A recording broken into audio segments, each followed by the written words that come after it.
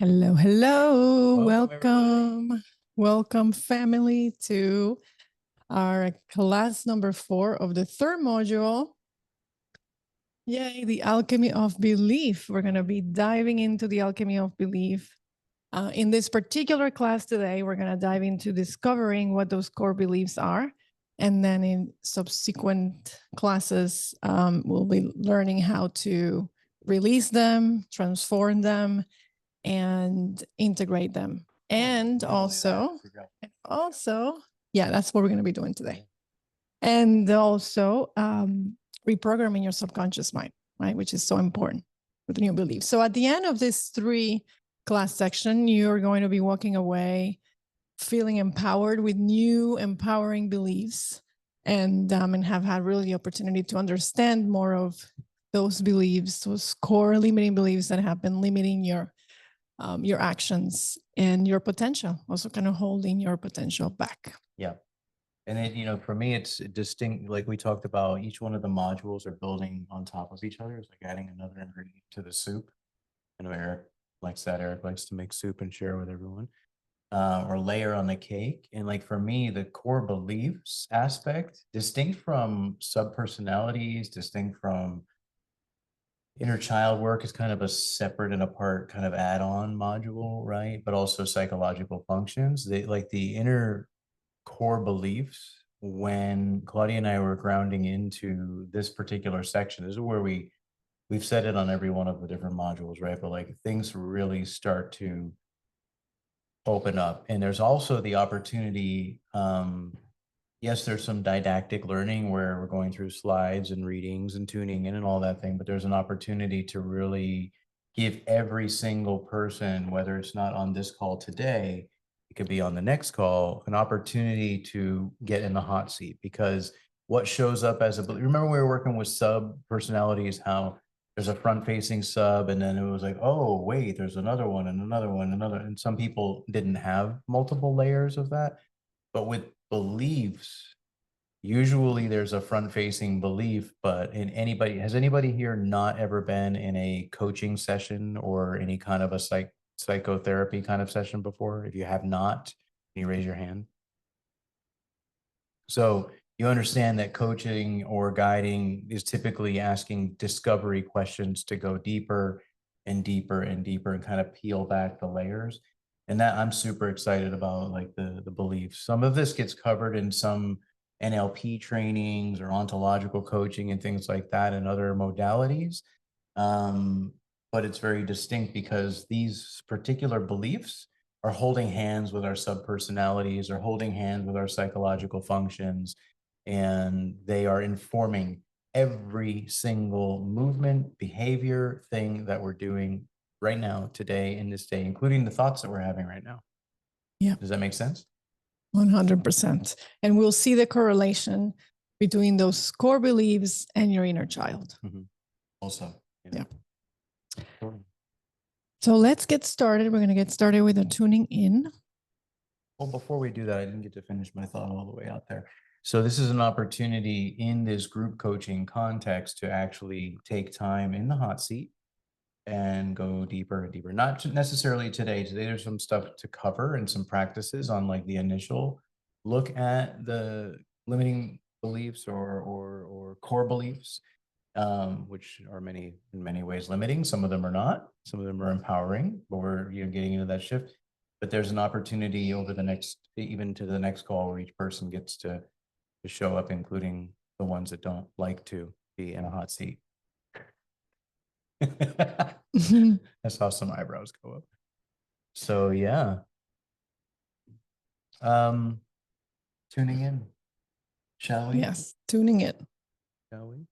All right. As usual in our calls, we get an opportunity to tune in, and it's an opportunity to let ourselves, as usual, kind of just put on pause the outside world and the outside circumstances and activities. And Regina is joining. Perfect timing. Let's welcome Regina before we start our tuning in.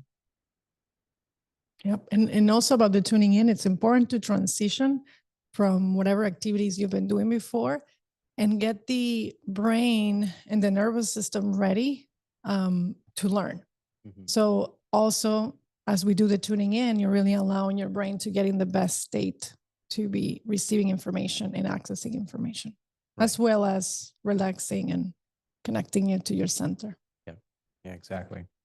And the tuning in is such a powerful aspect. Just if you can pay attention to the words that are coming through, they will show up later on and in the class today. So it's just like beginning to peel back the layers. We'll wait for Masha to get settled there. Headphones, all the things. No distractions. That's why I'm putting this stuff. Ah, nice. I have a question. If I share a screen, does it support you to be looking at a screen and that helps the process of tuning in, or you rather see our faces? What do you look like sharing the screen? I Or like faces. You like faces. Yeah. Okay. Yeah. I also wanted to do you guys put like some background music when you do meditations or no? I mean, the tricky part about doing it by Zoom is that when we play music in the background with Zoom, if it's not pre-recorded, it comes out all wacky depending on your personal speaker settings and our settings over here. So yes, Yep. And my plan is, which is I've been doing lately, is downloading the audio of this presentation, and then I can add music later, and that sounds better than when we share the sound. Yeah. And I hear you, because it is much better with the meditation, right? So But even with here's the what music. we'll do. Can't hear you at all, Adam. Really? I'm like speaking right into my mic, and everybody else. Yeah, hear? I mean now Now, it's yes. okay, but But before no. there was like What's going on 5 with seconds of this? nothing. Hang on a second. Let me. How about now? Good? How about now? Good? Okay, I think I had it set up on a more sensitive setting in there for a second. It's this technology stuff. We need to hire somebody to do all this. So yeah, let's give ourselves an opportunity. So you'll tee up music for next time. Yeah, that's what I was gonna say. I'll tee up some music for next time, Masha, based on your request, and we'll share computer audio and kind of play with it. Just be ready to be like, okay, we're gonna start our tuning in. What ends up happening when you're doing Zoom with music is like the music level might be too high or too low. So just play with us on the next call of like where we can find that sweet spot. Yep. Because yeah, I'm with you. I enjoy that as well, where there's like some feeling. Some sounds. Yes. If I may offer to, like, if you just put a little speaker behind you, then it'll be the same. It doesn't work. Okay. Not. It doesn't sound as good. Got it. Yeah, it needs to come through the computer audio. I think I have it. I system. just need to have it teed up for next time. If I did that now, you'd be waiting a few minutes while we pull music open. By the way, you were also a little bit right now slightly going off and on. I don't know if everybody else heard it. It was not like completely off, but it was a little No, bit. I heard it too, Masha. Okay. Well, I'm just gonna keep eating the mic. How about now? Everything. Much better. No, we still were lost you for a couple of like a word Really, or two. even if you were close. It's not it's something else. It's Yeah, even though you're close, Adam, there are times where like for 5 words, no sound comes out that goes into the mic. Very, very strange. Hmm.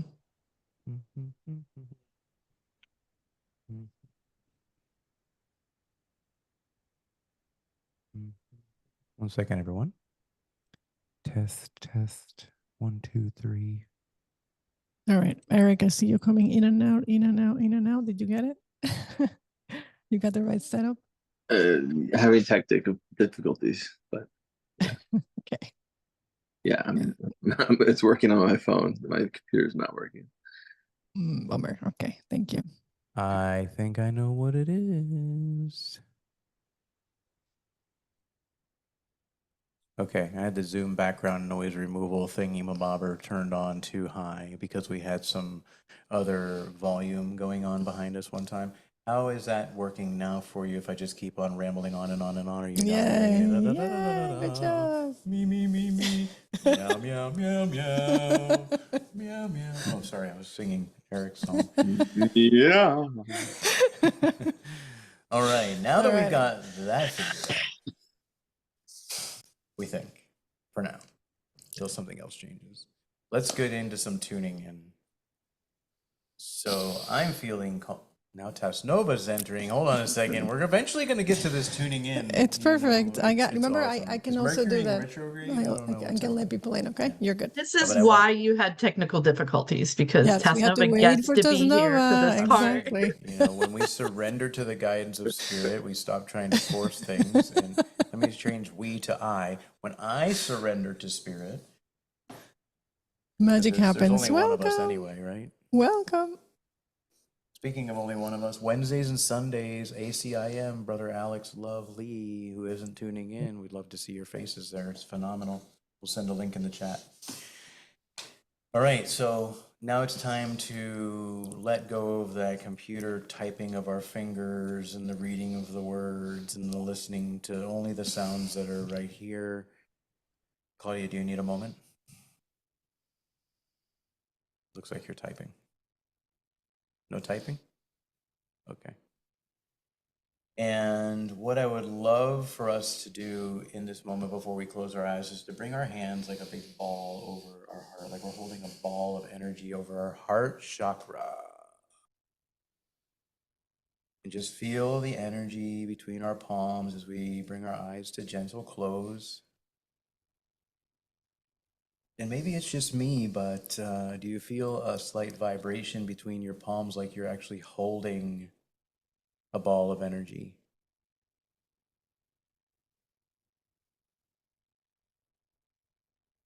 And that ball of energy, let that represent for us right here, right now, stillness.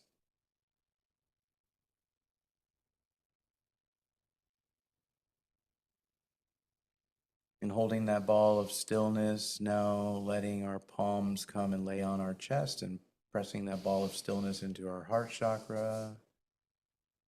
Just lay them one hand over. Oh, feel that feels so good. Feels so good.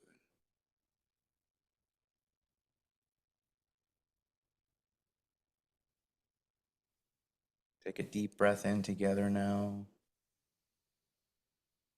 And exhale with a sigh.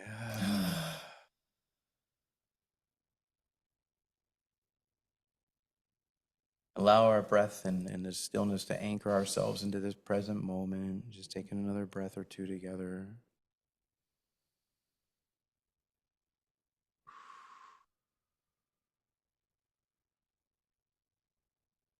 Inhale again. And the exhale, feeling a wave of calmness sweep over us.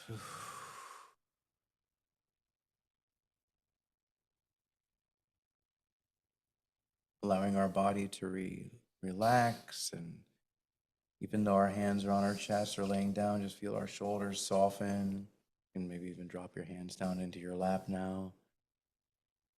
Feeling any clenching that you might have in your jaw release.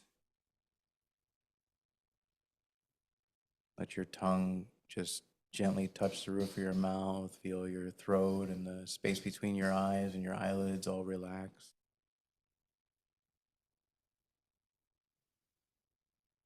And just bring a breath into your mind. Notice the mind slow down just a little bit.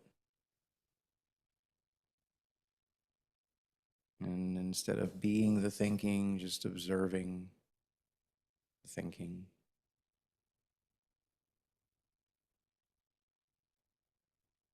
And now imagine yourself floating gently on a soft breeze, weightless and suspended in the air, drifting peacefully. As you float on the air, feel the coolness of the breeze around you and notice a gentle sensation of movement around you, the hair on your skin.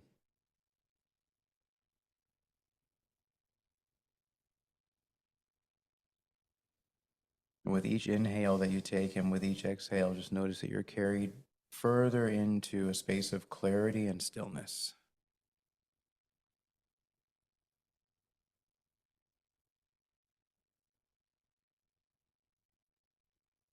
Feel the lightness of your being as you float and allow your mind to become clear of any worries, any distractions, or any mental clutter.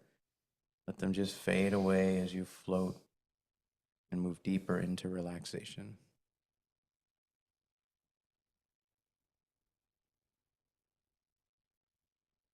And as you float in this beautiful and peaceful space,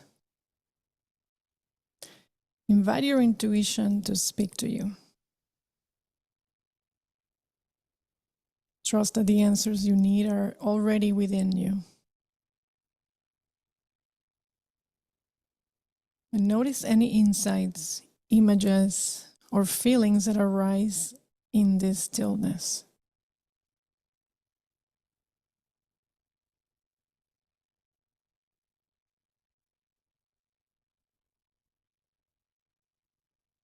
These are messages from your higher wisdom, guiding you toward clarity.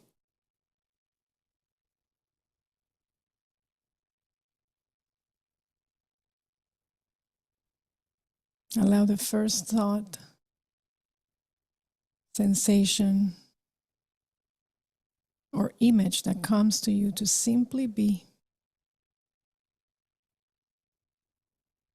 Don't overthink it. Just trust it.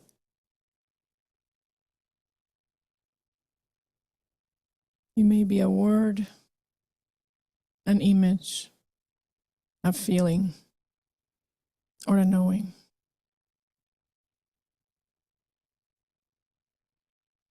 Whatever arises, welcome it with openness and acceptance.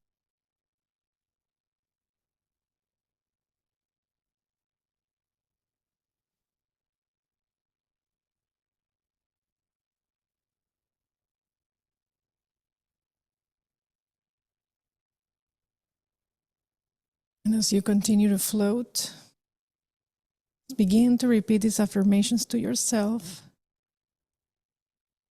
either silently or aloud, allowing them to sink deep into your subconscious.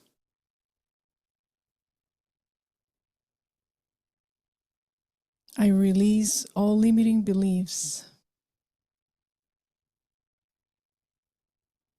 and open myself to new possibilities.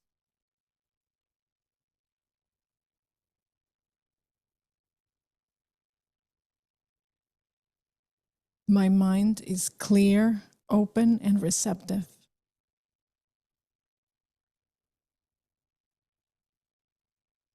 To the guidance of my higher self.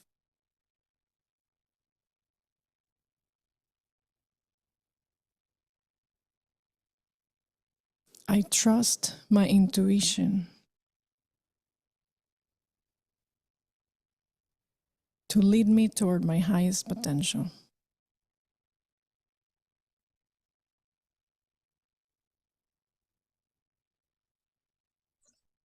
Now feel the power of these words as they fill your being. Let them anchor you into a sense of mental freedom and clarity.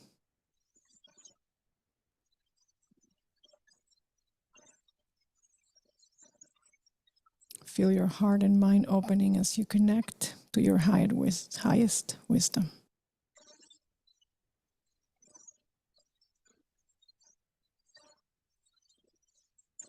Now take one more deep breath in,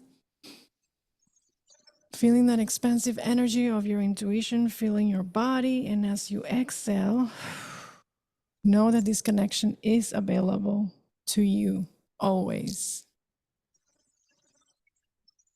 Guiding, supporting, and loving you as you move through your journey.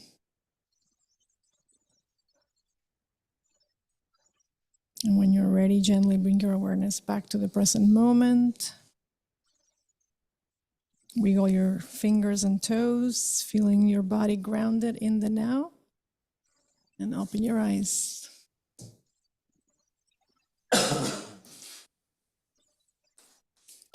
Welcome, welcome back, everyone. Welcome, welcome. Mm. The weirdest thing happened while we were in this tuning in. I got a text or messages in the chat from Regina. Your eyes were closed. I was like, how's that happening? It came from like Google Chromebook and it was a link. And I'm like, yeah, nope, that's not coming in here. So interesting. I was like, how is she doing that? And That's weird. Okay, cool. Multiple arms. Very weird. Welcome, Fraser. We did a tuning Yep. in. You can check that out on the flip side. Well, that was one of the things I'll do first is just download the meditation, put music on so you can re-listen to it multiple times. Okay, so yes. I may have to jump off. I'm on a construction site and they decided to provide the toilet and they didn't provide the handicap accessible toilet. So Sounds like a situation. We appreciate that. situation. Yeah. So I'll stay on as long as I can. Mhm. Sounds good. Thank you for the heads up. All right, we're going to open up for some sharing. We'd love to hear inner child sharing, what opened up for you, what's present. We'll take a few shares before we go right into our class today. Yeah, we've been working with the inner child for the last bit of time, and we'd like to hear not necessarily the play-by-play of I'm on module 6 or number 6, and I haven't quite done it, and I had all these circumstances come up, and blah blah. Not any of that. That's all cool. But what's actually opening up for each one of you that feel like sharing with regard to the inner child?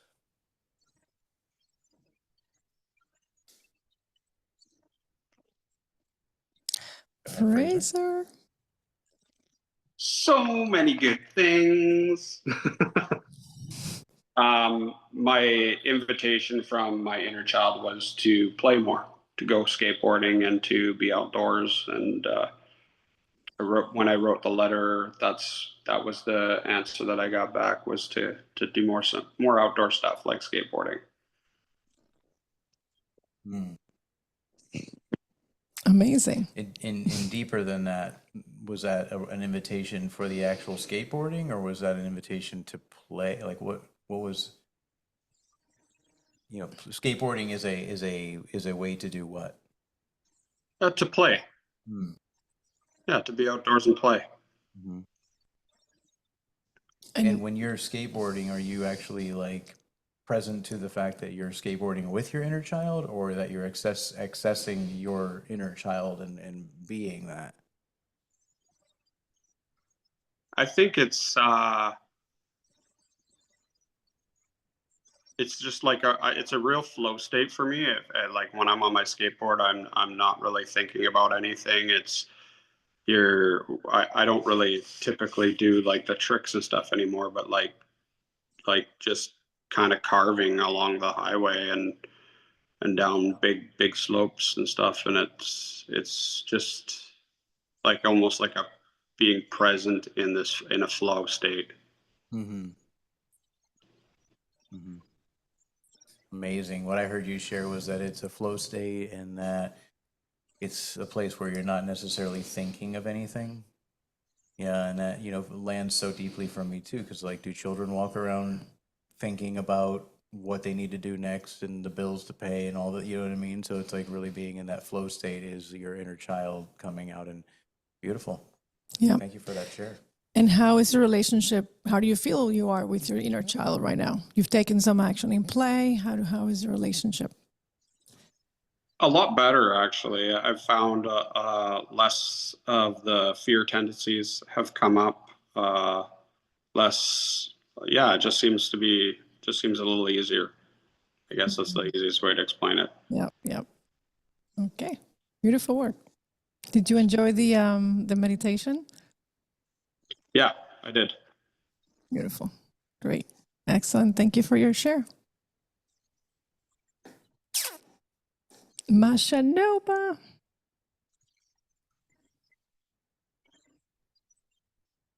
Can you hear me? Yes, ma'am. My childhood was beautiful. My parents raised me very well, even though my mother and father were separated. I've never seen drama.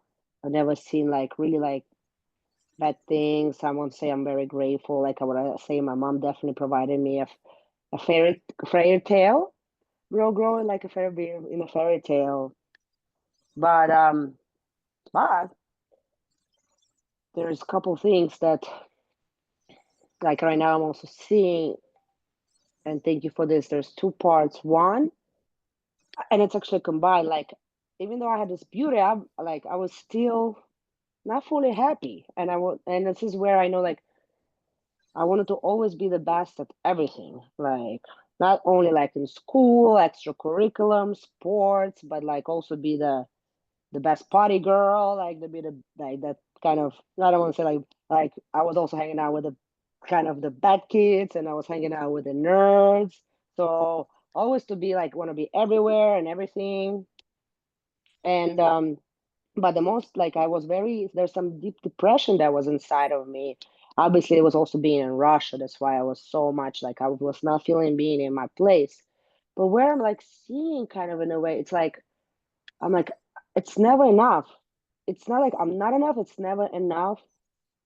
It's I always need more, and that's where that kind of that overachiever, that over perfection, that overdoer, right, is coming. So yeah, like it's kind of thought about it before, but I've never really actually went deep into this process. Yeah. So what have you learned from going deep into the process, other than what you just shared? Yeah.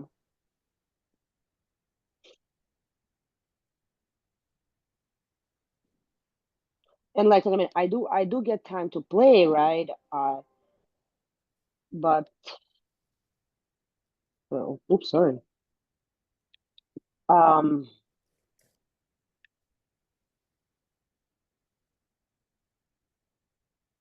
like I again has not been very well at being consistent with my meditations since I took on so many like different projects I'm working on, and it's again an excuse why I can't find 5 minutes of my time, but it's like go go go. So I've been going since I was like a kid, like I've been nonstop going going going, and I don't know, I don't Mm. know, like honestly, like I mean, do you like going? Is that just who you are? I do. I mean, I do love it, but I think probably my body, my mind, my soul probably not always happy that I definitely it's not like I mean there should be some type of I need to be like I'm actually very grateful I went to the beach. Like you see I have a little like red thing, like finally a little bit this weekend after I don't know how long time. I saw that's what I like after actually and thank you. Like I was like, okay, I can allow myself to just go on the beach, spend 2 hours not doing anything, just be there. So I'm thinking one of the things that I can do is having like the affirmation about to remind myself that I can my body, my soul, my mind deserves to have rest, deserves to have a relaxed time. And it's not, and then I have to understand that it doesn't mean that I'm going to slow down and I'm not going to achieve my goals. It's I'm not going to get where I want to get.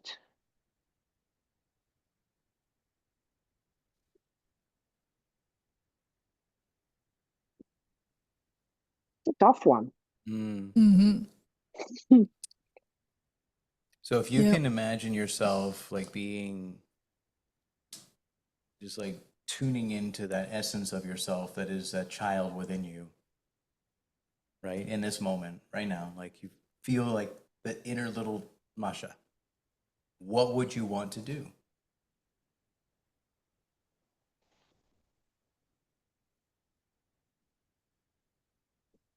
I mean, she would want to keep going, keep like, I mean, yeah, I don't even remember as a child, like really like I get I get to obviously go, go, go, and then I get to play, so I'm not gonna say like I'm just go go go. I do get to, but that play is also not rest, right? That play is also not Mm. so, and that like I like even like let's say people watch movies. Like I actually at 12 years old put Eminem's T-shirt on my TV and said I'm not gonna watch movies. I don't know where that came from.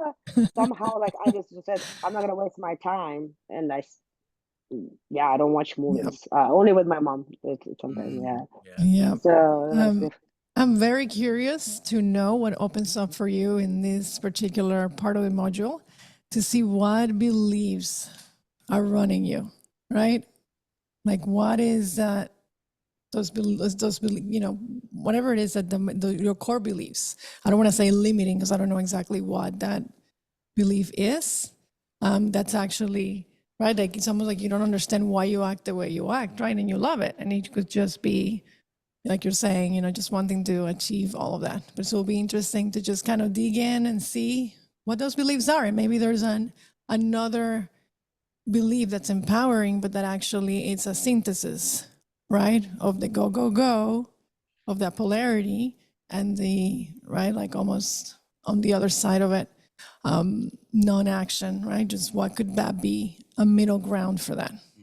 That's continues to be your work because I feel like it keeps getting, you keep recognizing that, right, and coming to terms with that, right? There's that part of you, and so that integration piece, and I think the belief will support that process where you can, right, create a synthesis that feel that it will be more balanced, right? That you can still follow along and do the things you love to do while creating more relaxation and actually enjoying that aspect too. yeah, enjoying it, right? And that's when relaxing, thinking more. Oh my God, I'm not doing something. That's what also happens. I was on the beach yesterday, like, shoot, I probably should be right now grinding. Yeah. Yeah. Okay. Thank Yeah. you. No, thank you. Thank you for always coming in and allowing yourself to be seen, right? And be, you know, vulnerable in this exploration. Right? Thank Yeah, you. very insightful. Thank you. Thank you. Yeah, and it was interesting to hear your response of like, what would your inner child be doing? Oh, she would be going. I mean, it's not about labeling and being like, oh, I should do this or I shouldn't do that or anything. It's just about exploring ourselves and seeing, you know, the inner child aspect or kind of like sub module within this module is an opportunity to become aware of how we're functioning and what these parts of ourselves ultimately need and ultimately are asking to do. And if the adult part of ourselves is parenting the inner child and is like, okay, cool, go, go, go, go, go, is the inner child. But then remembering to rest and take care of ourselves and do the responsible things and pay the bills. I mean, what child wants things about paying the bills? But I don't know if you got to hear the voice note that I left in the WhatsApp. Yeah, there you go. I see her shrinking. You know, there it goes. There goes Masha. But what it was I was actually outside working, and I was like, you know, the same cells, the same lungs, the same eyeballs, unless somebody's had an eye replacement surgery. I don't know if that even is such a thing. Are the same cells, you know, even though we're shedding cells all the time, as when I was a child. So it's not like, oh, I used to be. I still am an inner child at 49 years old, you know, but like what now, how does it want to express itself from a place of awareness, not from a place of what I should have done or what I was programmed to do or the beliefs that somebody told me else to do, or if I don't do this, I'm not going to be cool, or if I do that, I'm going to be liked more. If all that was just a story that I'm running, what would, like right now, I'm still the child. I just happen to be a couple years older, but you know, so that's something to just look at is like, it's not like what used to be. It still is, but now how does it want to express itself in a healthy, aligned manner? Balanced Manner. Yeah. I think Tasnova did a follow-up message. It was like, boop, boop, boop, boop, boop, boop, like actually like Tasnova GPT that shit, you know? It was awesome. It was awesome. Thank you. Tas GPT, I like that. Tas GPT. All right, Clau. Thanks for turning your camera on, brother Eric Ballas. No. Can you hear me? Yes. Yes. So for me, oh my gosh. Well, starting with that letter was so beautiful because, like you say, Adam, and connect with the me parenting that little girl with all the circumstances, beliefs, whatever it is. Give me an opportunity to shift, right? Like what I inflammations that I created in my childhood, and I brought them to my teenager years, and then keep dragging them to all the other times of my life. And pretty good. I was in contact with that child, and she was pretty happy, actually. Pretty happy girl. Always playing. I was like a little tomboy in time to time, where my older brother would tell me, "You do not play like this because you're a girl," and my mom used to tell me, "You do not play that rough because you don't want to have scars in your legs." And that would put a little limitation on me. But at the same time, I was like, I'm gonna do it no matter what, right? So, and to these days, transfer to that, to embody that inner child still is like all the spaces that I create not only for me but to others, right? To play and to invite it to play. So this weekend was so much fun. We had all the inner child coming out. Oh my gosh, it was so beautiful. Um, uh, we had a little gathering here at my house where some of sisters came to spend the weekend to be with sister Marlu and sister Trish to celebrate their 60th birthdays. So it was so beautiful to have playtime with the girls, and it was like simple questions like, what was your favorite snack when you were little? And we'll start like, oh my gosh, it was this and this, and you remember this, and it was so much fun. And then the other ones like, what was your favorite uh what was the other thing, Cloud? The favorite cartoon that you were like what you were watching when you were little. And we're like, we were giggling and having so much fun to be in that space and celebrating these beautiful queens. And we had such a good time. And then let's more play. So we had karaoke time, and that was like we were just coming out, right? Like playing and dancing and screaming, and so much that I got like a pull something in here yesterday. It was so painful. So much like singing, and it was that like I used, and Cloud was here sleeping with me, and she's like, do you take showers like this every night, like with the lights and music? And I'm like, yes, I do every day. Every day I do that. Day and night, that's my thing. Awesome.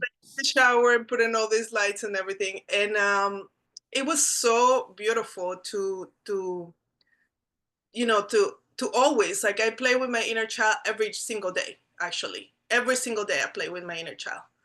So, and then as well, like, to check out, I am the parent of that child now. So when I can be in this way or cannot be in this way, and without the limited beliefs, just like to express, it's like, okay, it's time to rest. So yesterday, after all that beautiful weekend, it got to a point that I want to keep doing, like Masha, I want to keep doing, and I could push myself to that, but it was time to rest. Mm-hmm. So I took the evening with calmness, and I went inside, and I just rest and relax to prepare for the week. So that was a really something that I needed it too, for to be able to be an adult today. So yes.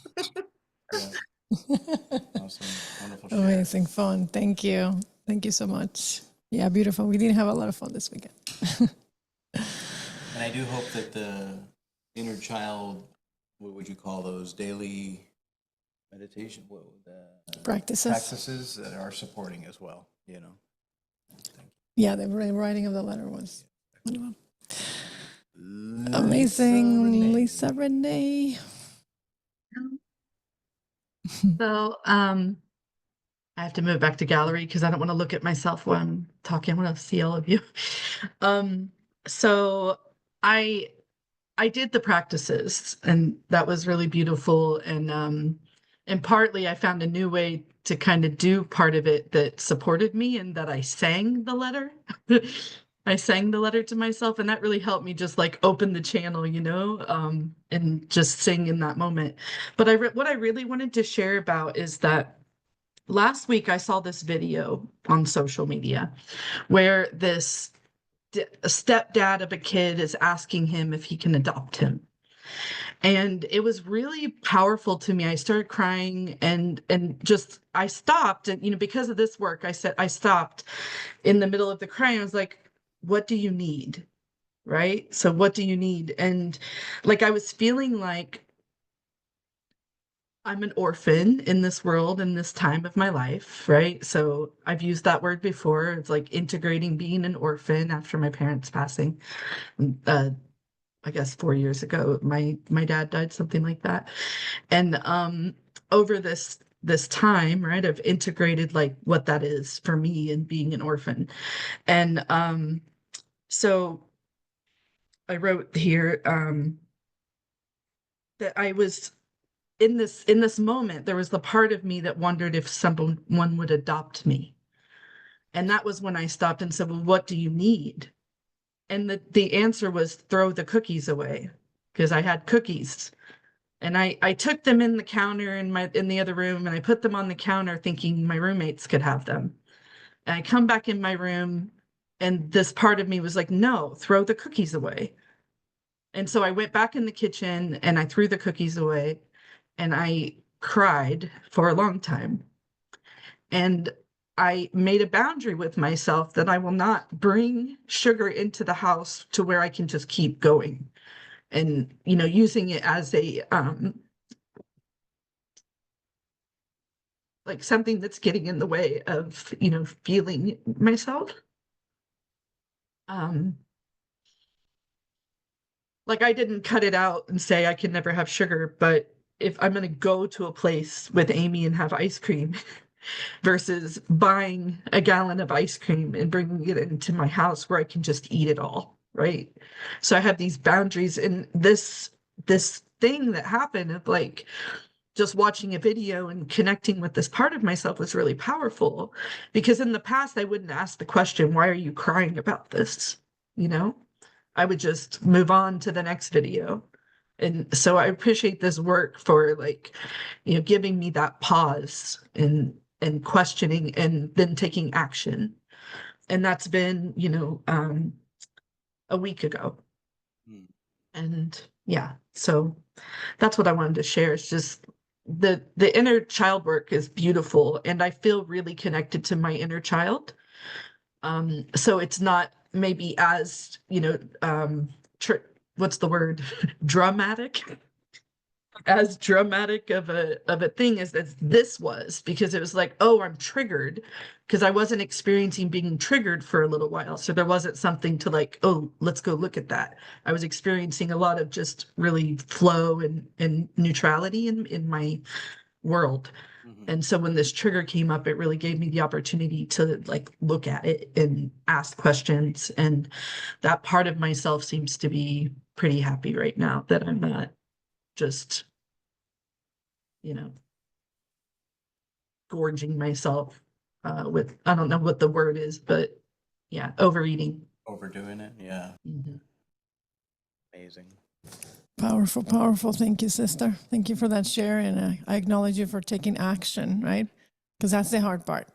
It's like maybe you know what to do, but right, taking that action of really holding yourself to that is the big part. So yeah, really acknowledge you for that.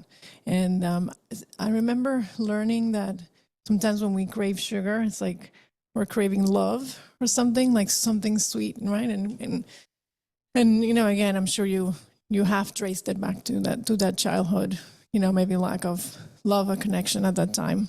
And yeah, and so as we move forward with the belief, right, just continue to, you know, just look, just to discover what beliefs might still be there. And then, you know, doing that alchemy of more empowering ones would also support your process as you're, you know, continuing on in that, you know, awareness. So great job. Thank you for your share. Thank you. Yeah, and it's just this vision came through as you were sharing of like, what would it look like when the inner child aspect of ourselves, it can be playful and be present and not be overthinking and, you know, but also in alignment to our vision and our purpose. So like if overeating and overindulging in a half a gallon of, you said gallon, I don't even know where you have gallons, but if somebody eat a whole gallon of ice cream, holy shit, look out. I mean, but you know, when there's ice cream, I say it to Claudia all the time, like if there's ice cream in the house, I'm going to eat it. Let's just not buy it. Yeah, that's it. And still, like, so if my inner child can be inner child Adam and still in alignment with the purpose and the things that I say I want to create in this life, but while cultivating that inner child, it's not like I'm trying to suppress one so that the adult version of me can come out. And then when that adult version of me gets to a certain point, it's like, fuck it, I'm just gonna go eat ice cream. You know what I mean? Because there's this like polarity aspect in that as well. So it was just coming through as you were sharing of like mindfulness and presence to where I'm pointing my ship towards, the lighthouse, and also being able to be lighthearted and playful and loving and all the inner child aspects and being loved, being open to being loved and all that. And Claudia did, yeah, there's something in the spiritual esoteric teachings that after doing any deep spiritual work, Vipassana meditations, 10-day silent retreats, deep ceremonial retreat, like yoga teacher trainings, that like we crave sweets, and it was actually shared in our lineage, like we crave sweets because it's the mother's milk. And there's that craving of the mother's milk, and also parasites like sugar. So let's just be mindful of that. We don't want to feed those bad boys. So good work, wonderful awareness, and throw away those cookies, you know? I do. I know it's connected to my mother. Exactly. Yeah. So we get to keep going in, like Claudia mentioned, into these beliefs that can show up in even an unconscious way or subconscious way, that even though we have the awareness that it's connected to mom, dad, uncle, brother, sister, person who did this, said this to me on the playground, you know, what I didn't get to do as a child because they didn't have enough to do at all. Any of those different aspects of things that happen in life, beliefs get made about that. And that's what we get to start diving into now. Yes, we do. Excellent. Thank you so much, everyone, for your shares. All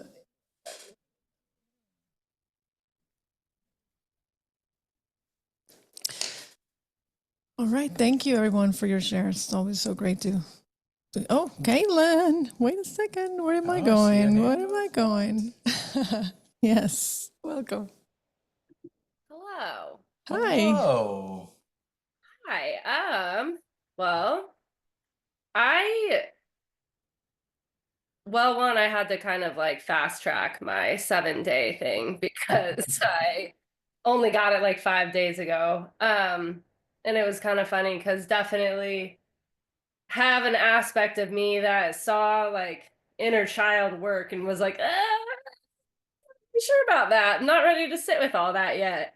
So it was just kind of funny that the emails didn't even go directly to my inbox. I know. I'm powerful. Look at how I manifested that.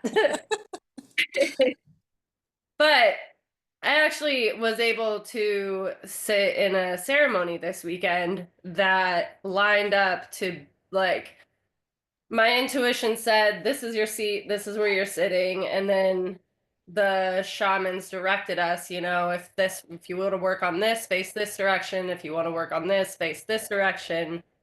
And I said, you know, I want to work with my inner child. And they're like, oh, well, you're already facing the right direction. I'm like, oh, of course. Awesome. Great. So the actual ceremony, I had spent some time journaling with the prompts and stuff like that. And really what I got was to just slow down and really check in, and feeling that I actually am super connected to my inner child, and all she's ever needed was to be seen and to be acknowledged. Like, I'm very grateful for her because she was resilient, and you know, like, she literally kept me alive. So sitting with that was really, really beautiful. And then going into this ceremony, I was able to like, well, I guess before the ceremony, I was able to connect, like what does this like inner child feel? And I'm feeling all of this really deep fear of being fully loved. Not that I'm not worthy of it. I'm just fucking terrified of it. Like, I don't know. You mean like loving every part of me? Like, even the dark parts, even the like parts, even the, neglected parts? Okay, well, there's a lot of fear there. There's a lot of shame there. There's a lot of guilt there. And I'm carrying this in these certain areas of my body. And so just sitting with that for the day and then going into this ceremony, it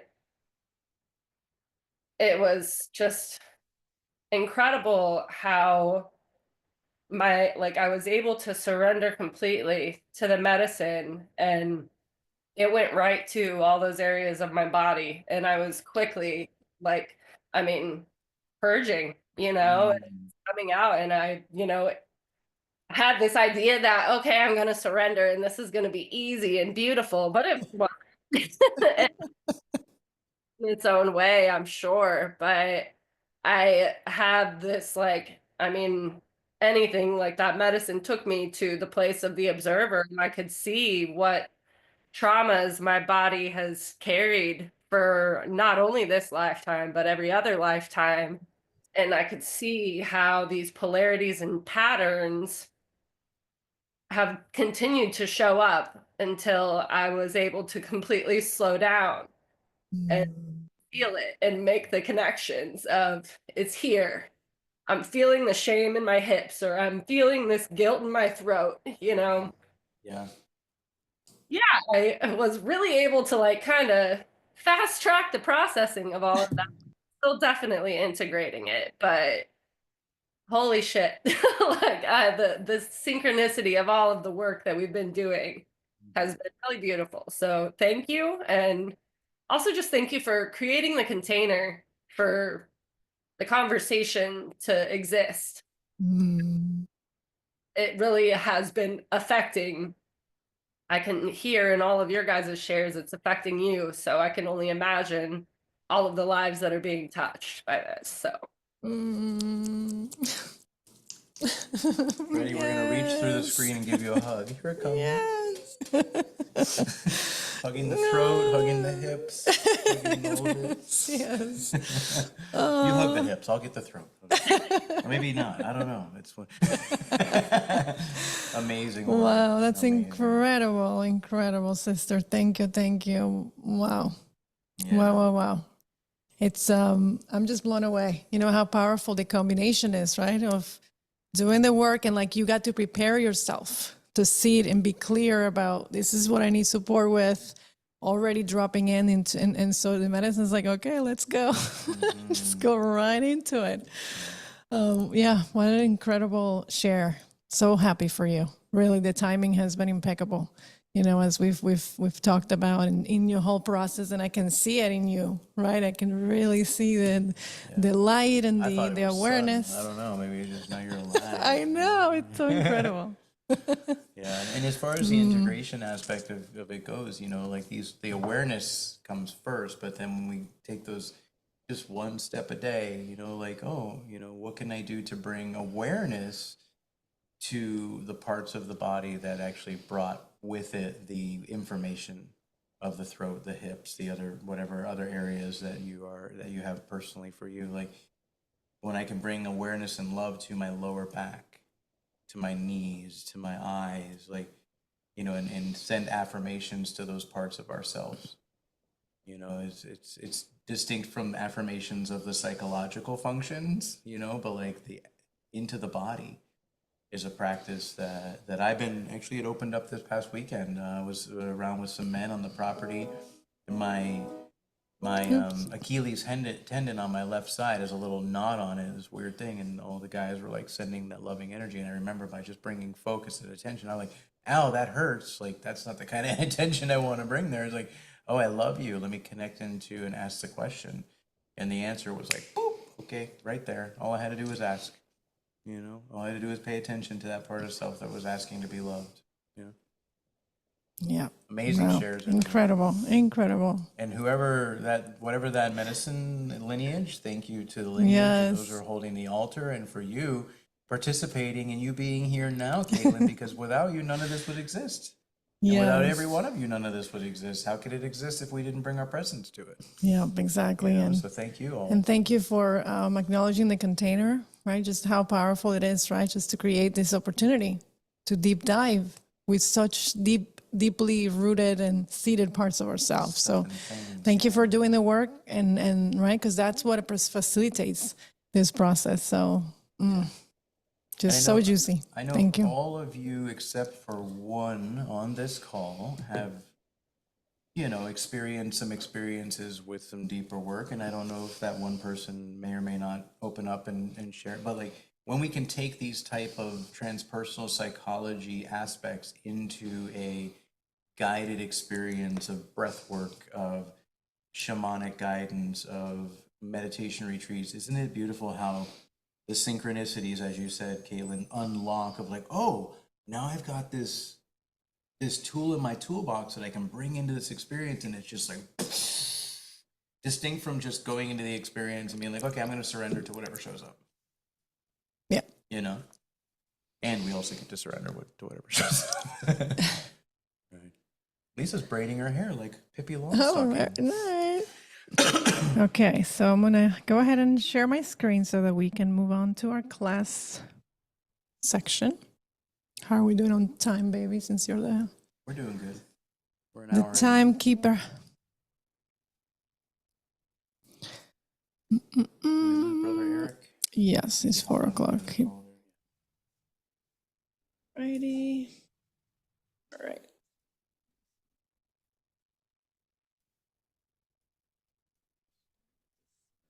We align. Okay. Welcome again to the Alchemy of Belief and discovering the landscape of core beliefs. That's what we're going to be focusing on the first class of the Alchemy of Belief section. We already did our beautiful tuning in. Thank you, baby. And baby. And baby. Baby and baby. I just already showed this last class, but just so that we can be clear again for what the next call dates are. The next 3 weeks we're on, and then we're going to be off on the weekend of April 28th. That's going to be our integration week. And we have a very exciting announcement. What is that? What that might that be? We have teamed up with a dear sister member of our Proligo tribe and also just amazing hypnotherapist. And I think I might have mentioned this in another class. We've teamed up with Anastasia Pitanova, who is recently graduate of hypnotherapy certification program. And so she agreed to come together with us and give us a very special prize for hypnotherapy sessions. I finally was able to receive one from her, and she is incredible. I believe Tasnova also received one from her. Incredible. Highly, highly recommend this sessions because we are doing uncovering work. We're doing a lot of the deep dive, but the long-lasting effect is going to really take root in our subconscious mind. So reprogramming our subconscious mind, it is crucial, right? It's like we wouldn't really be doing you a full service if we didn't offer you the opportunity to actually go directly into your subconscious mind and be able to reprogram. You can choose, I would recommend to do a few sessions. One is not enough. The number 3 comes to mind, but you can work specifically, you can choose if you want to focus on inner child, because these sessions are fantastic for inner child work.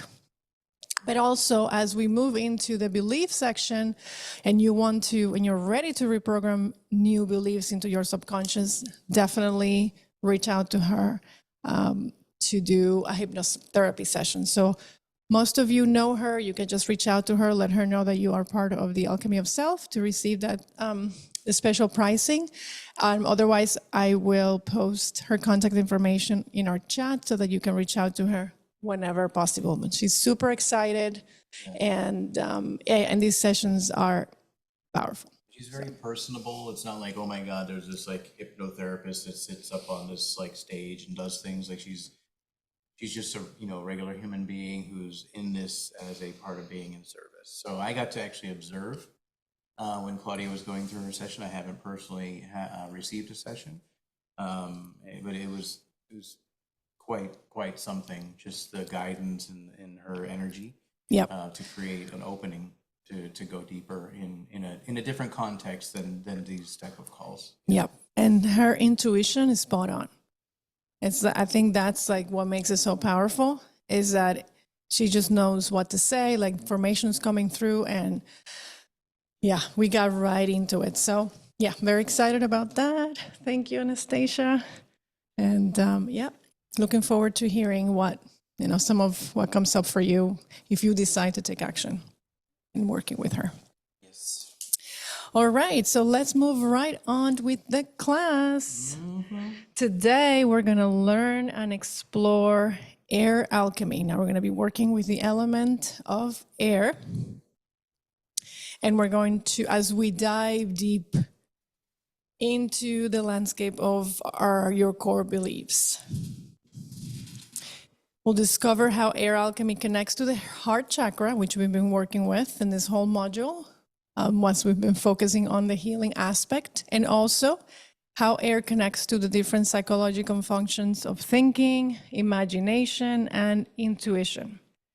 Air is the element of mental clarity, the element of freedom, the element of transformation, and it offers us a pathway to release old thought patterns and embrace new empowering beliefs. So just as the wind blows freely through the air alchemy invites us to free our minds and our hearts from limitations that bind us. I hope you like my little video here. So the essence of air is freedom and mental clarity, as I mentioned. Air in its purest form is invisible, but it shapes and carries life. Can I click on the video again? I don't know. Similarly, the energies of the mind and the spirit may not always be seen, but they influence and direct our actions, behaviors, and beliefs.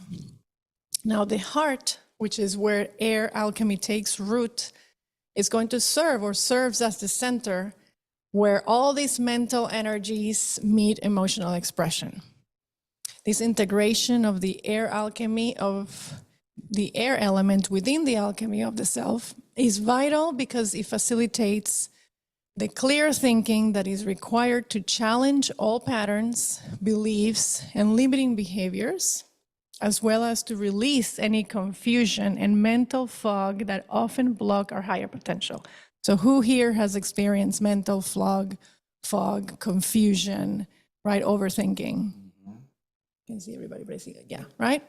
So that's what we're going to be working with in this module. Is we're going to be working through clearing out so that we can have the clear mind that we need in order to access our potential.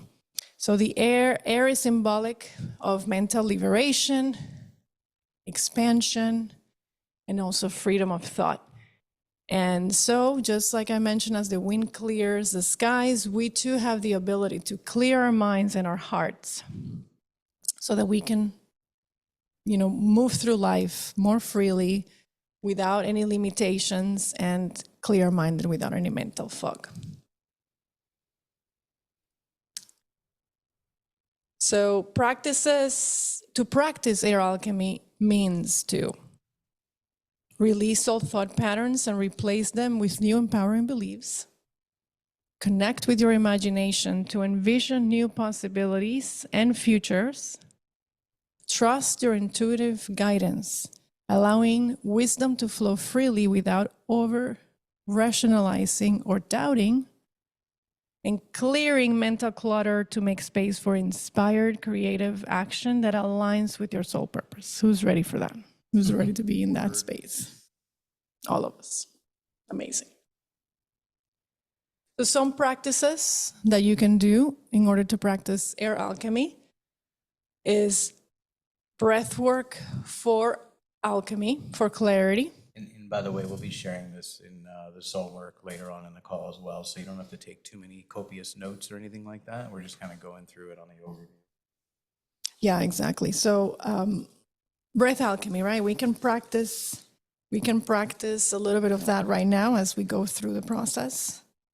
Would you like to guide us through a short to do that right breath now. work? What do you want me to do right now? Just a couple seconds. Short breath work. You guys up for some energizing breath work real quick? We're gonna raise the fucking roof.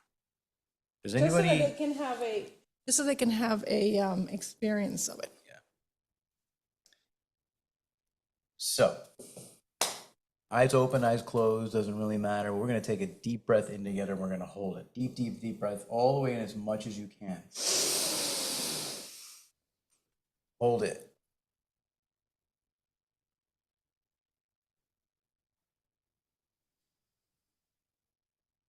And when we release, we're going to take all the thoughts and the mental clarity, all the stuff, all the things, all the thoughts, all the whatever. We're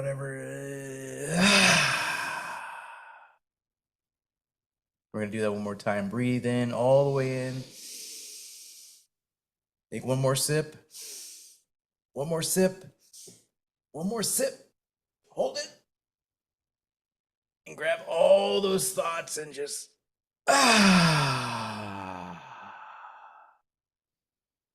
Now, if you do this multiple times in a row and you grab all those thoughts and you just let them release right out of there, by the time that you're done with that, first of all, you can already start feeling some tingling and some yummy goodness and all the activation. Probably especially Caitlin after the weekend.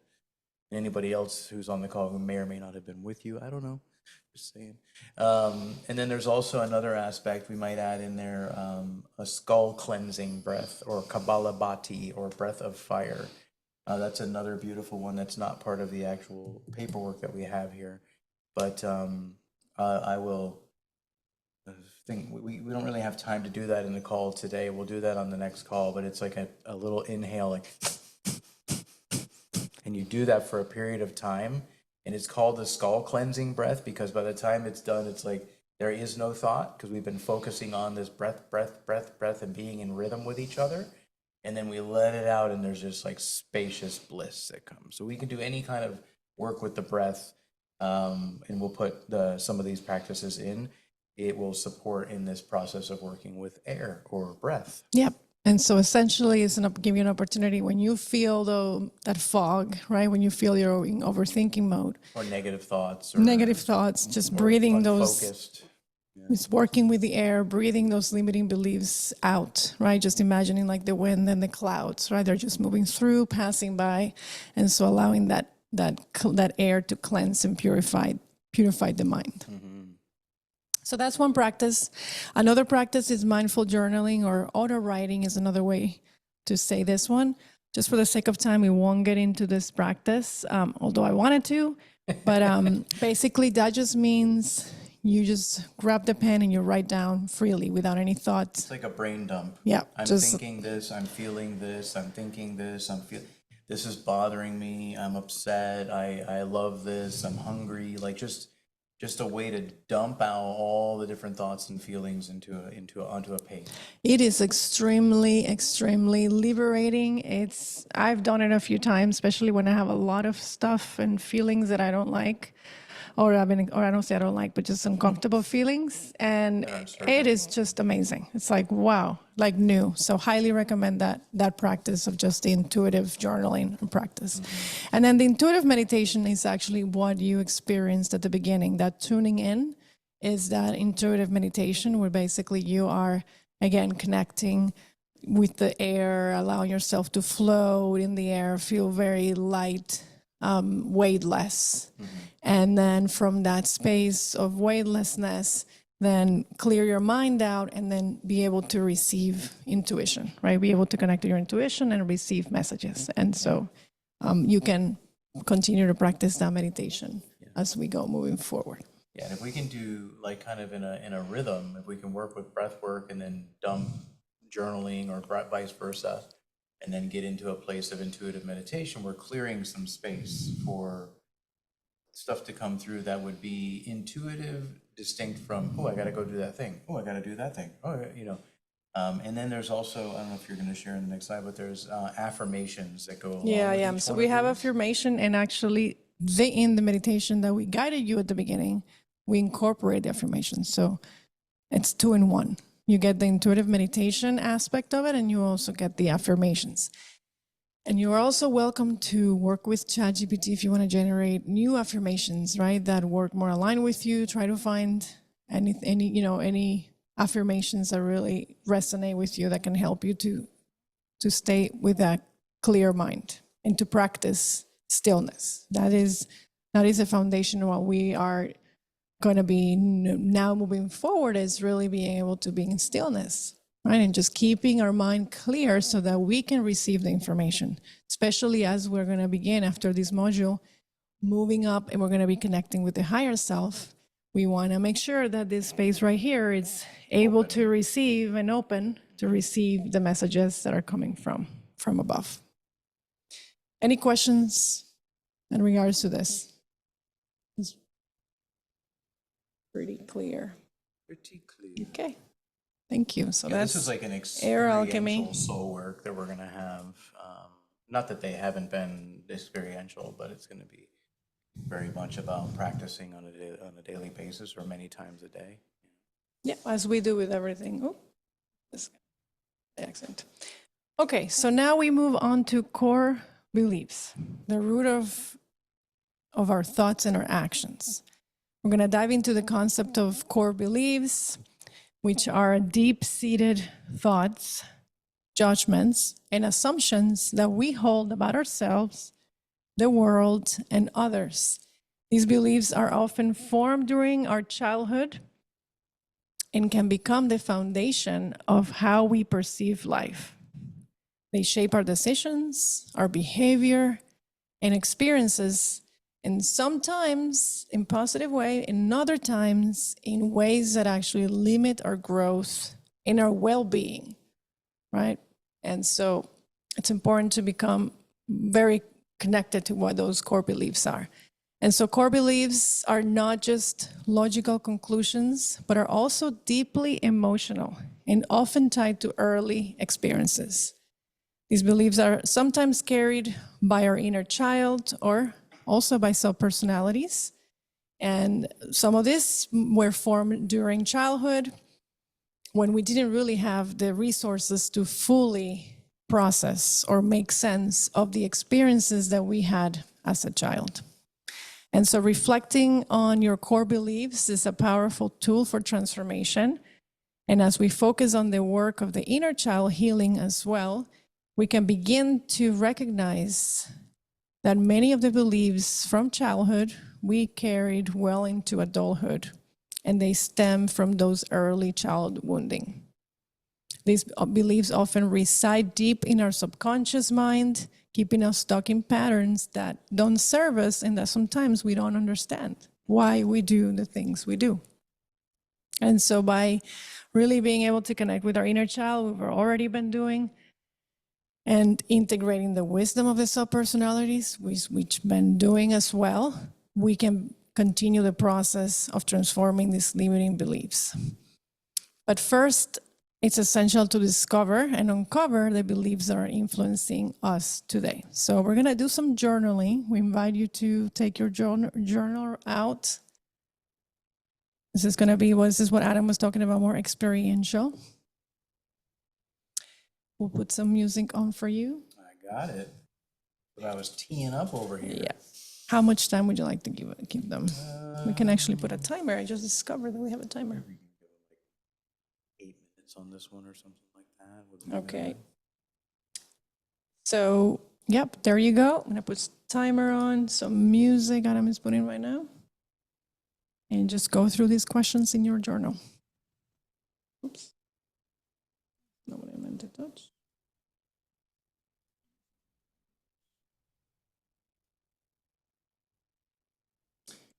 Now the situation is going to be that they're not going to be able to hear my music because I can't share. You're sharing your screen. Can you all hear any music at all? Nope. So you have to share. Okay, means you what, have to unshare and then reshare. you know what you can do is playing in your phone?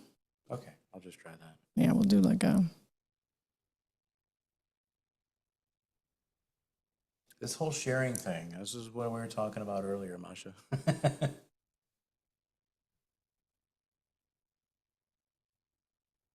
okay.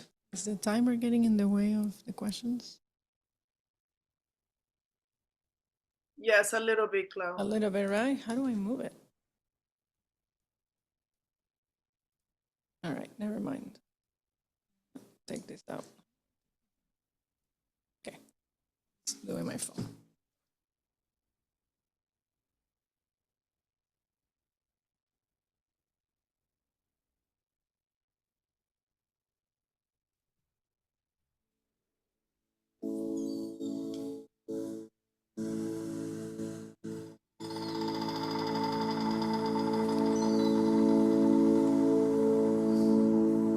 Can you hear the music? Yep, okay, cool.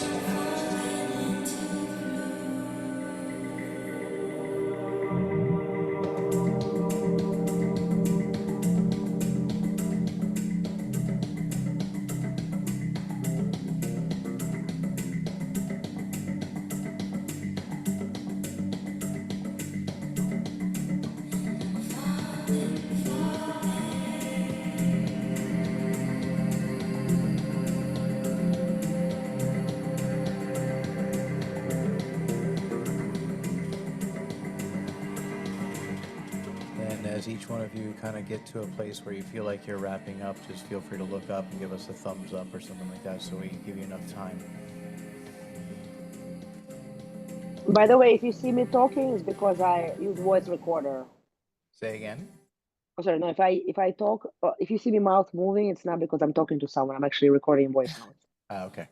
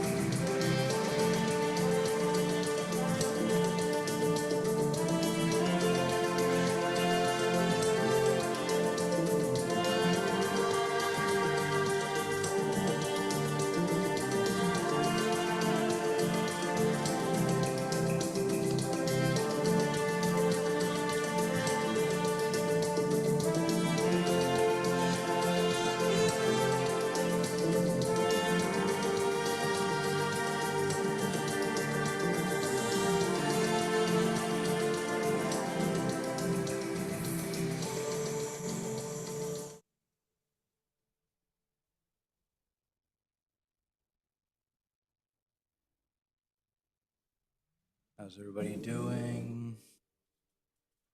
Good, good.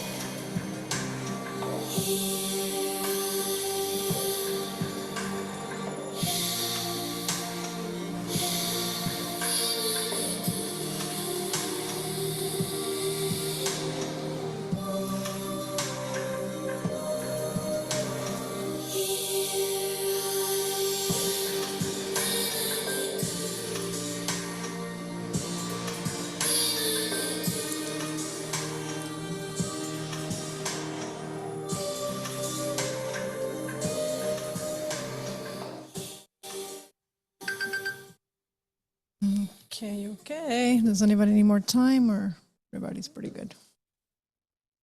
No. Yes, Masha, no one more time or you're good? We can continue with that on your Yeah. own as well. This is a process that can go on for quite a while when we're asking these deeper questions, you know, nothing that we need to have all figured out right now. Yep. I'm gonna stop So sharing too my long? my screen. Whew, we're doing that exercise right there alongside you. So we're gonna open up for sharing. Would love to hear who is ready to share what you discovered in this journaling exploration. Masha Nova. Before you share, Mosh, I gotta ask you, how did that sound here that I had playing in a speaker externally? It was good? It was loud enough? Not too loud? Too loud? I don't know. Okay, good. Perfect. Awesome. Yeah, Good to know. and I think we'll still figure out how to actually share the sound in the computer, because that's always what sounds the We want best. it to be good for you all. Yeah. All right, Masha Nova. By the way, if anybody else wants to go, because I already went, I'm more than happy. So, All right, anybody else that hasn't shared?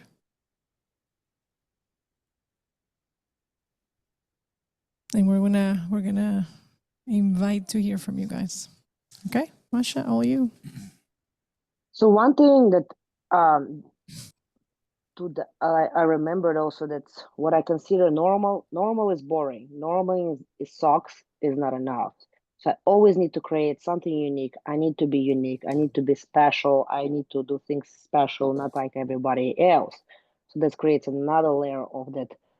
So I can't just like model someone or just do it. I always need to do it differently. It's like always been a part of me. That's one discovery, and kind of I always like, being also a superhuman, like I shared earlier. This is like I guess I'm Masha She-Hulk, right? So it kind of goes there. It is a superhuman. And another really big thing that got me a little bit tear, but then it really went into actually the biggest share here I want to do that. Oh my God, where was it? Like I went really emotional about it. It's like, and I was like, okay, yes, need to take more rest. But then I'm like, but oh my God, there's so much. It's not just I need to achieve these things for myself. Like I want to be able to provide for my family. I want to provide for my future little family. I want to be like, I want to shift this world. I want to do for so many people to make this world better. Like, how can I stop? How I can go rest if there's so many things I need to do? Like I went and like, and yeah, it was that. And then on the last thing, like what new, if I like, this is what I kind of wrote. Instead of, I mean, and instead of trying again to do it all myself, and I shared this in the group already, but surround, I mean, and I've been doing it already, but team up, collaborate with more amazing people, and you don't have to do it all myself. Like the things that I want to achieve is really not possible by one human being, even if I'm superhuman. I need to connect, collaborate, and go together with other superhumans. And hell yeah, it's gonna be it's possible, 100% again. But then when I can do it with others, I can remove things from my plate. And again, I'm already doing it. So I'm happy I'm in process of that. And just like that's from that like very like angry kind of disturb. This like I flew into this like, oh yes, let's go. Nice. Well, there's an invitation for you to really follow question by question by question in those journal prompts. Because, what I would say is like the second belief or the second part that you shared about that I'm doing this for these people and these people and these people. If that's a belief, that's a core belief, or that's just something that's showing up for you now? Oh no, yes, no, it's core. It's definitely like I yeah, maybe. So I didn't put it actually as a core belief. It was Yeah, discovered like from one of the the other first questions. one of the questions, what are 3 core beliefs that you hold about yourself? And what we're looking for is what you shared is wonderful, but like, what is the belief behind it that has that be so? What is the belief that like, if I don't do it, nobody else will? Or, like, what is the belief? Oh, You know what I mean? Like, okay, why is this showing up as um, I don't mean to dismiss, but like as a circumstance in my life? What is the belief that says that I need to keep going? What is the I belief, mean, and this is for you to just keep discovering.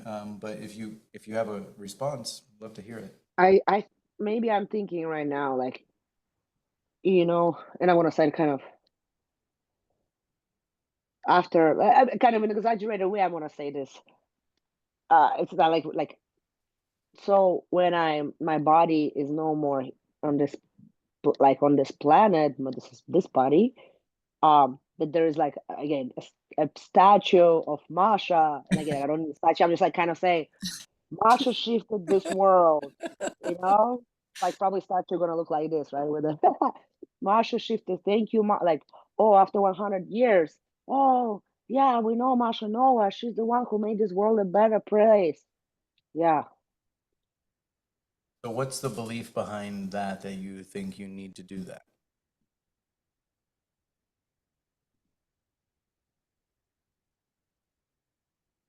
And why? What's the purpose being on this planet? Just to be a consumer? Hmm. Okay. So yeah, I mean, there's an Go ahead. opportunity there. The belief is that, maybe perhaps just try some on for size, like a sweater. If you don't like it, you take it off, we'll try another sweater on. The belief is that if I don't do it, nobody else is going to do it, or I need to do this because it needs to be done, or this is what I'm here to do. Like there's a couple different, it's not always looking at that there's a limiting belief, but it's like, what are the core beliefs? Because this is what you're sharing in right now. What I'm hearing is that there's something that you want to leave like as a legacy, but that's distinct from your beliefs. Mhm. You know what I mean? Right now we're focusing on beliefs, not what we're creating. We're going to look at how the beliefs inform what we're creating, but like what is a belief that you tell yourself? Yeah, that you have about yourself, for example. You can start there. What do you believe to be true about yourself? Yeah. And then answer maybe that question and see. I Kind of actually have a zooming little in a one. little bit. Yeah. I actually, and you know the movie Fifth Element, right? That's recent discovery that I had. Nola, the Yeah. redhead lady. So she's the was the kind of.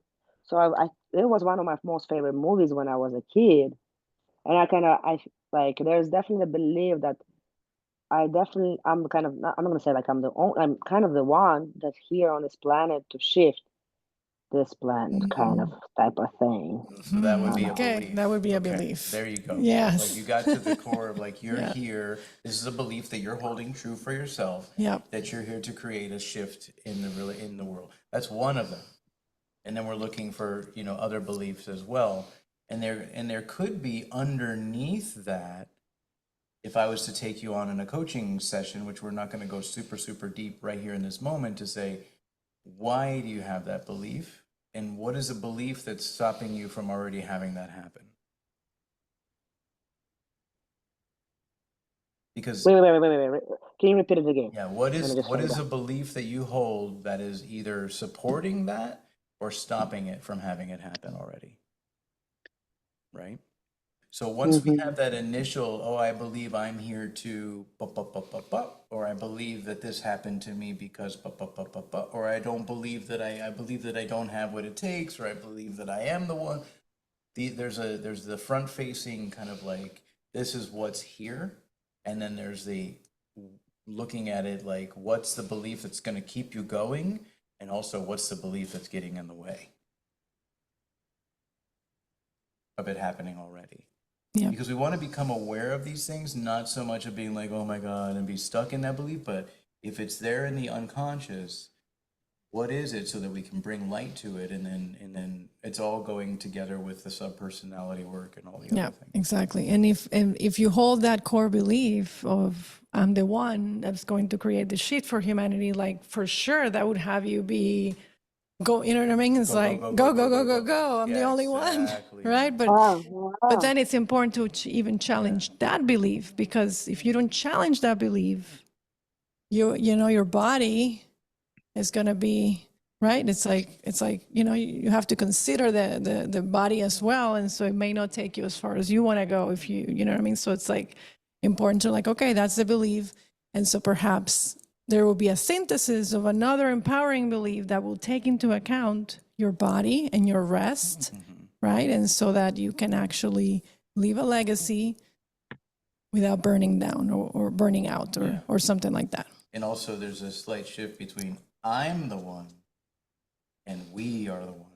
Wow. Yes. You know what I mean? Like, so there's like an opportunity to look at like the lone, oh, I believe that I have to do it by myself. There could be another belief kind of hidden in that toy box. Yep.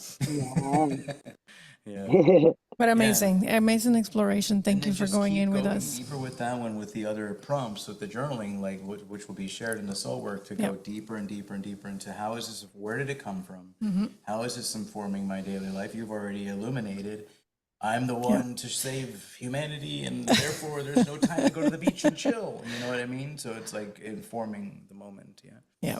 I'm not sure who had the next hand up. I If it was think Sean or Mike. I think Sean, it was right? Sean. Yeah, Sean. Thank you, Masha. Thank you, Masha. Great share. Great exploration. Hello, Okay. Sean. Hello. So I out of this, in conjunction with the work that I've been doing over the past few weeks with my inner child and all of that, and thank you, Adam, for the guided meditation. I've kind of moved away from that a little bit, and I'm doing my own thing now, but that was a fantastic Kickstarter to get the journey going. So um, when doing the journaling, and as I was typing, and now that I'm looking at it, it's really like what I'm pulling from it is like that things have shifted for me a lot since this started. The beliefs about myself and the views that I have uh, of others have really changed. And when I take a look at the core beliefs, had I done these three core beliefs at the beginning versus now, they would be very, very different. And really the the the work that we've been doing, I feel is, you know,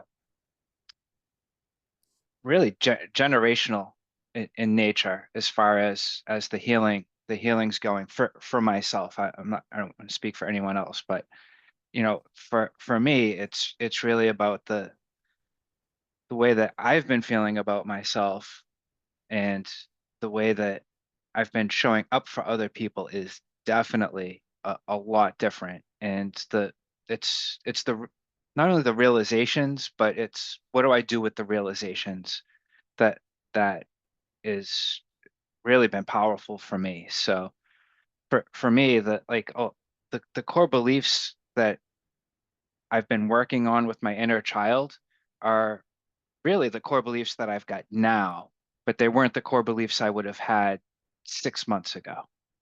So it's really coming from a heart-centered space of, and feeling worthy, and then taking that and delivering it to other people too.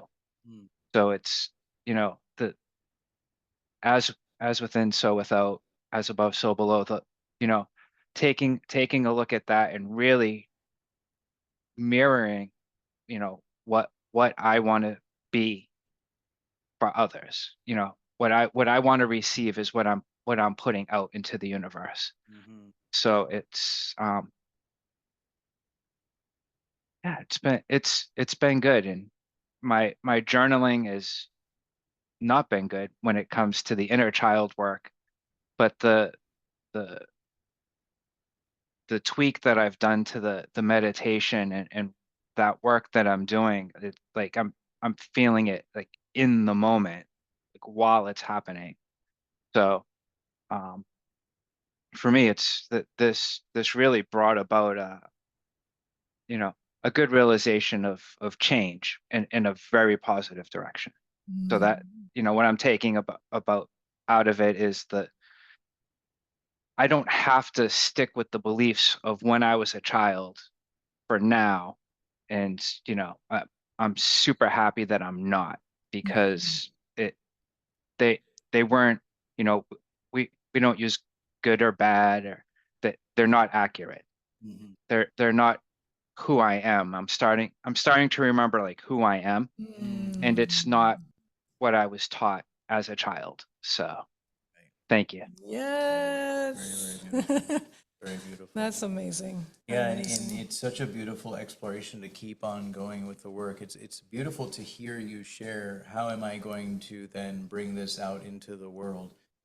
And that's a slippery slope at the same time. It's an inherent, like, wow, thank you for letting me see who you are.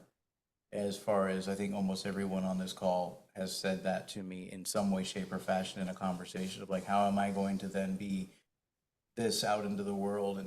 And then there's also that flip side of the coin where there's some teachings that say there is no one else. As we do the work within ourselves, it's already changing the unity consciousness of every living aspect of life around us because we're seeing it differently. Our projection is our perception. So it's like a yes and. It's like that when you said I'm feeling it in the moment, the change is happening, but is it within or is it outside? And then our capacity to hold a place of equanimity, different from distortion or trigger or belief or all these different things, is the layers are getting peeled back.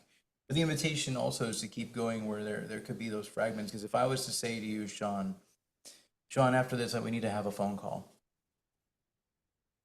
What comes up for you?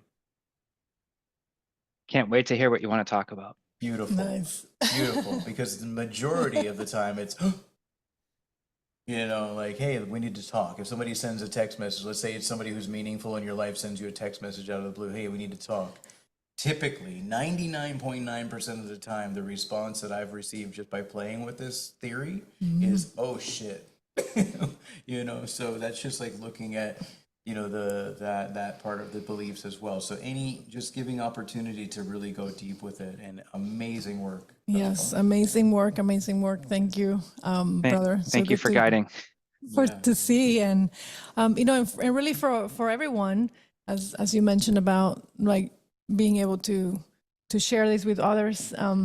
The invitation is to really allow yourself to be with this work, to integrate it. Just like in yoga, you're asked to do one asana for 40 days before you can share it with another.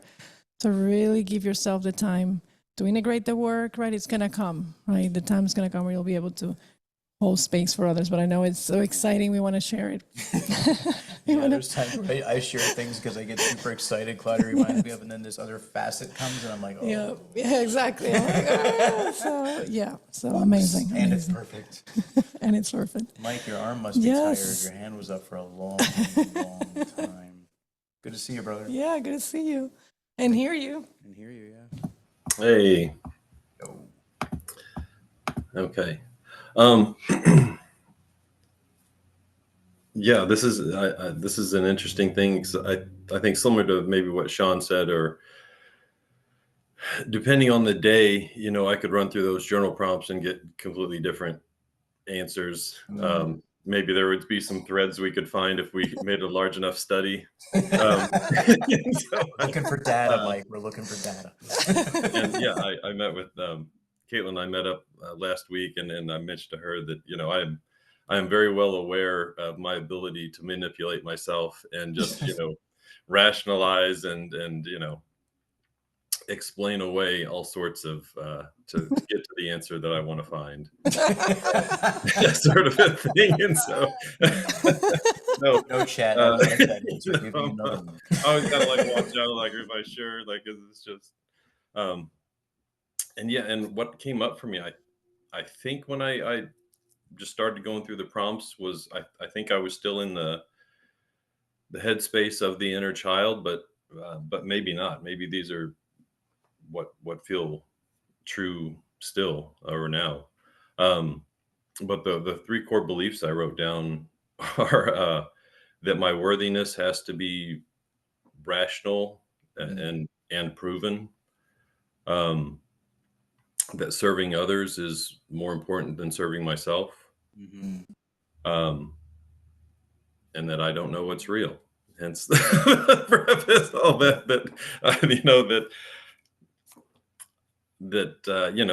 we have different lenses and we have different hats and all the different perspectives that are available to us. I don't know if you said it or where, but it's freedom is just a thought away or a perspective away, that sort of thing. And so I like to operate from like bedrock, just solid ground. This is it. And I think my whole life was trying to learn the rules of life, of as if there's one set that we all get to play by, which I do know is a ridiculous thing, and and yet I'm still trying.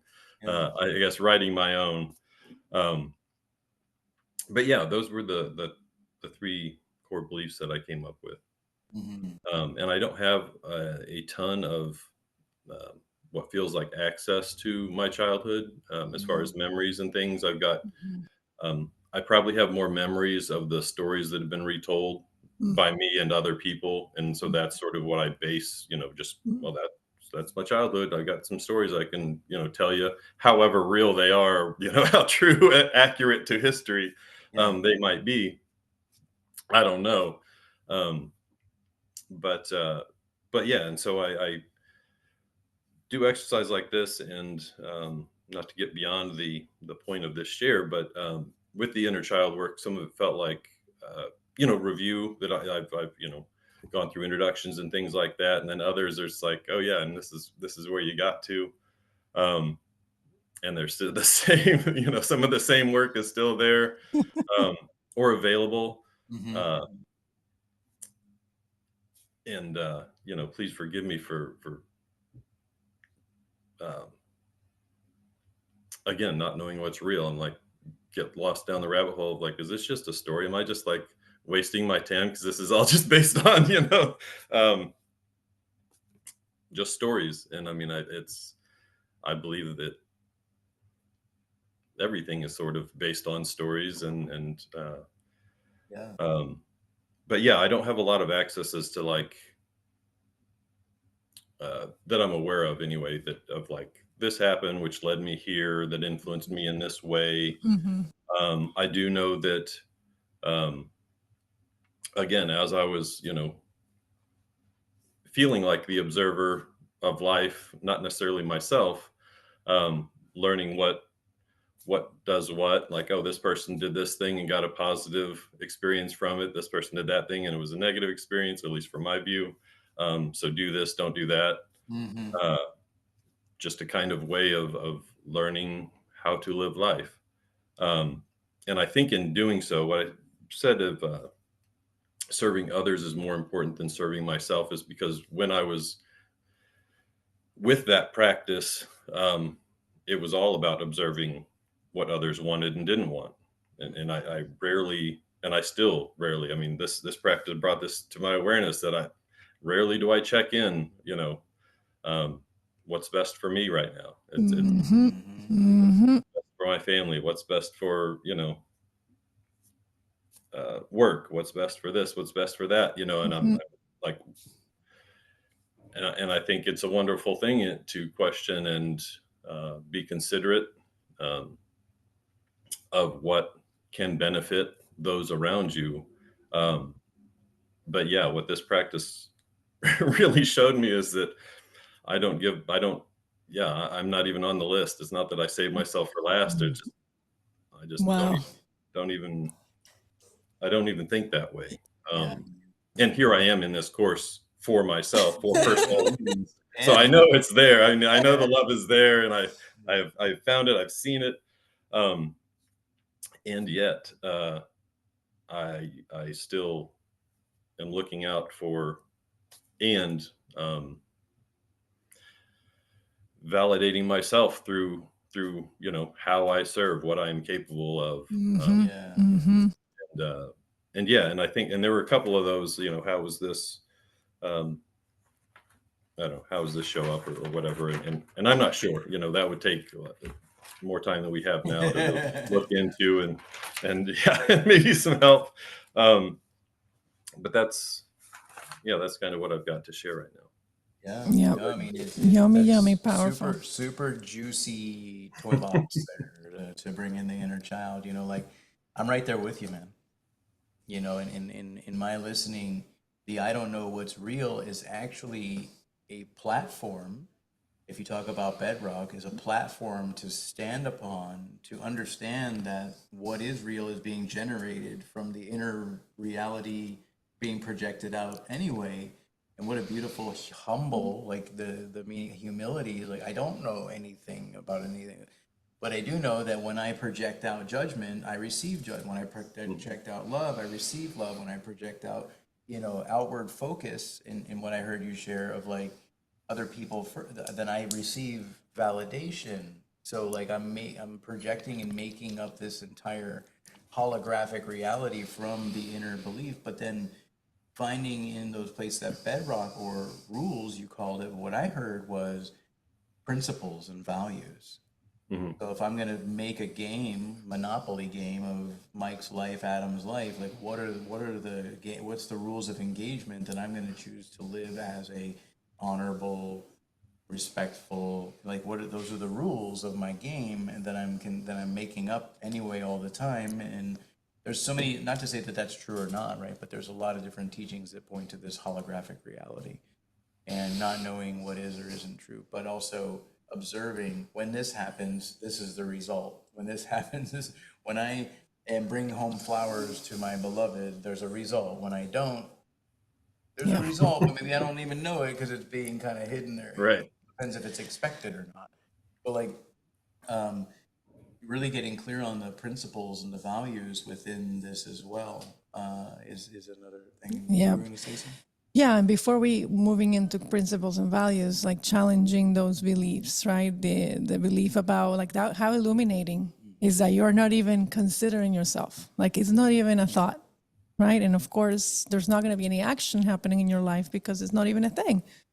But if you follow through that to the end of your life, right, what is going to be the result of you never putting yourself first or even on the list, even if you don't want to be first, right? And so, you know, how important it is to do this work and then be able to challenge that belief for yourself, to then be able to accept, right, to craft a new belief that actually a synthesis of it, right, where you can still serve others while taking care of yourself in the process. So that, you know, that will be some of the work that will come. And so for that one, just with that one alone, that one is huge, huge, super juicy belief. And then the one about what's real.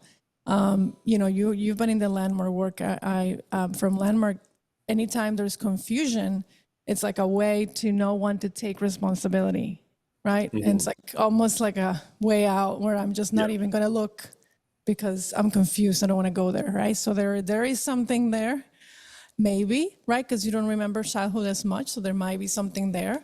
But I think that without having to go back and try to identify or anything, you know, going down that rabbit hole, just kind of pushing through that belief, and instead of accepting that as like, maybe nothing's real and just brushing it off, challenging that belief, right? Like what is actually real for me? Because it's within you, and it's like, as I say that, I felt it in my core. It's not going to be in the mind, it's going to be in your core.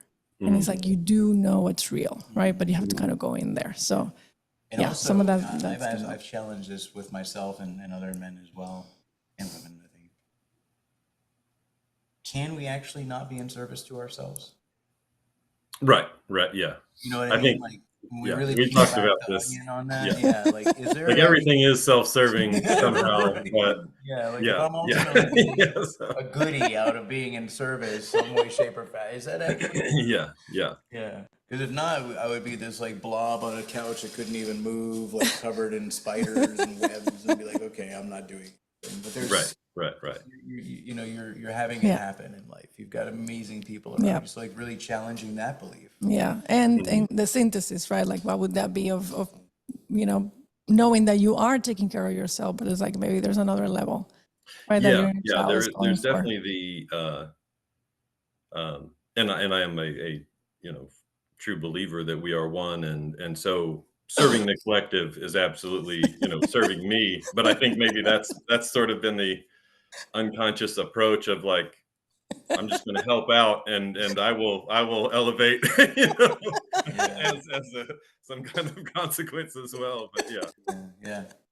Well, amazing. Beautiful share. Yeah, you know, there's a lot there to look at, to really keep asking, what's the belief behind that belief? Where did it get generated from? You know what? Like it resonates so clear. Yeah, it does. And then before more of you hop off, the homework is essentially just more questions. Yeah, I'm gonna let her speak in a minute. It's just basically a workbook. There's just gonna be more questions just continuing to dive deeper into this aspect of the belief, and then basically just practice breath work or practice intuitive meditation that we'll share with you, or if you want to tune into your own, and then maybe some of the journaling. So just want to put that out there. Caitlin, and if anybody needs to hop off, we want to honor that's already That was a beautiful 5:06, share, Mike. but Thank it's, you. There's these a lot shares are there very to- juicy. that I resonate with, and I'll be reaching out to you for a one-on-one here to talk about some of this stuff. Okay, so maybe I read that a little bit wrong, but either way, I'm just gonna read whatever it does make sense. So, my 3 core beliefs: that I'm resilient, I'm a leader, and I'm authentic. These beliefs came from experience as well as observation by myself and from others. While experiences have guided me, all of these things flow naturally from me. Some experiences guided me to put up walls around some of these parts of myself, not fully allowing others in for fear of betrayal, or that the other person is not able to fully hold space for me. So then I feel like this is where I'm getting into my limiting beliefs, which created this perception that I'm alone, I have to push through by myself because I can't rely on others, and that it needs to be vulnerable. The perfectionist and the like motherless child subpersonalities and displaying these limited beliefs. But I've also noticed as I begin to release these beliefs, I can feel my own power in my vulnerability, because it allows me to be fully authentic. With this authenticity, I feel like I'm able to lead just by being rather than having to do anything, which also allows me to be in my feminine, which is what I've really been trying to do for so Yeah. Right, beautiful. Yeah, so it sounds like you've already been kind of working through this, right, and creating some synthesis in your own life, right, to be able to allow yourself to see that you know, that's been giving you power, right, and it's been serving you. yeah, definitely a kind of a discernment between like this core belief of like who I am at my core and what these limiting beliefs are that have been created by these experiences and subpersonalities and all of that.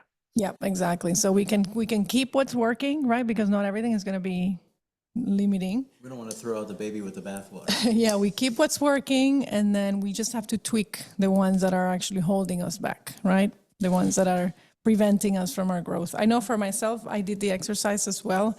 And some of the beliefs, I feel like I've been working already, so I feel very empowered.